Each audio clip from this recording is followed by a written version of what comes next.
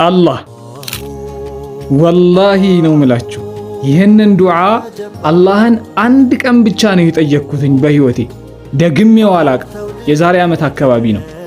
ነገር ግን አላህ እስካሁን ድረስ በእያንዳንዱ ቀኖች ውስጥ የዱዓውን ውጤት ያሳየኛል።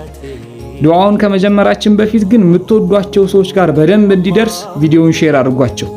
ላይክም እያረጋችሁ ጀምሮ አሁኑኑ ላይክ አድርጉ።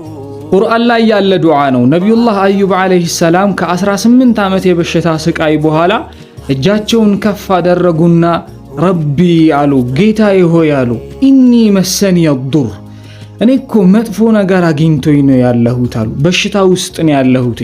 ታዲያ አንሳልኝ አድነኝ ምናምንም አይደለም የምለው። ወአንተ አርሐሙ ራሒሚን አሉ። የአዛኞች ሁሉ አዛኝ የመሐሪዎች ሁሉ መሐሪ አንተ ነህ አሉ። አንተ የአዛኞች ሁሉ አዛኝ ሆነ የመሐሪዎች ሁሉ መሐሪ ሆነ እኔ ግን በሽታ ውስጥ ነው ያለሁት ብለው ዱዓ አደረጉ። አላህም ምን አለ? ፈስተጀብና አለ፣ ዱዓውን ተቀበልነው አለ አላህ። ለሱ ብቻ አይደለም ለቤተሰቦቹ ብቻማ አይደለም፣ ከሱ በኋላ ለሚመጡት ሰዎች እሱን መሰል ለሆኑ ሰዎች በዚህ ዱዓ ጭንቀታቸውን እናነሳላቸዋለን አለ አላህ ሱብሓነሁ ወተዓላ። ወላሂ ነው ምላችሁ ይህንን ዱዓ አንድ ቀን ብቻ ከልባችሁ አላህን ጠይቁት።